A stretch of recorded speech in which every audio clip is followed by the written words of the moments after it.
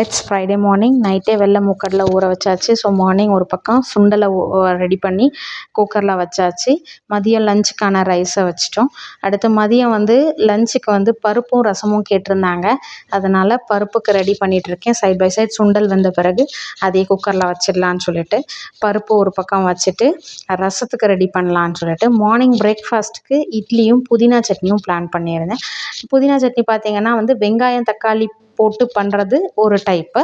இன்னொரு பேட்டர்ன் பார்த்திங்கன்னா வெறுமனே வெங்காயம் தக்காளி போடாமல் புதினா புளி பூண்டு கொஞ்சம் தேங்காய் இது ஹோட்டல்லலாம் இந்த மாதிரி செய்வாங்க.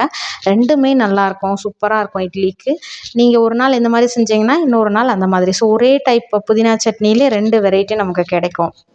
ரெண்டுமே டேஸ்ட் வைஸ் நல்லாயிருக்கும், விரும்பி சாப்பிடுவாங்க. இட்லிக்கு அல்டிமேட்டாக இருக்கும். பருப்பு வந்துருச்சு. ஸோ கடைஞ்சி தாளிச்சிட்டேன். அதே மாதிரி இன்றைக்கி ஃப்ரைடேன்றதுனால பூஜைலாம் இருந்ததுங்களா, முடிச்சுட்டு ஸ்டார்ட் பண்ணவே லேட் ஆகிடுச்சு. அதனால் மார்னிங் ரெஃப்ரெஷ்மெண்ட் ட்ரிங்க்கு கூட எடுத்துக்கல. சரி வேலையெல்லாம் முடிச்சுட்டு ரிலாக்ஸாக செய்யலான்னு சொல்லிட்டு ரசத்துக்கு தேவையானது அப்படியே ரெடி பண்ணியாச்சு. இந்த அரைச்ச விழுதை ரசத்துக்கு வதக்கியும் ஒரு சிலவங்க போடுவாங்க. எண்ணெயில் வதக்கிட்டு அதுக்கப்புறம் புளி தண்ணி ஊற்றுவாங்க. ஒரு சிலவங்க அந்த புளி தண்ணியிலே கரைச்சி அது ஒரு டேஸ்ட் வரும். இது கொஞ்சம் டேஸ்ட் வித்தியாசமாகும். ஸோ எண்ணெய் கொஞ்சம் வெந்தயம் போட்டு தாளிச்சிங்கன்னா கொஞ்சம் டிஃப்ரெண்ட்டாக இருக்கும் டேஸ்ட்டு. அடுத்து இட்லி ஊற்றி புதினா சட்னி எடுத்து அரைச்சி வச்சாச்சு.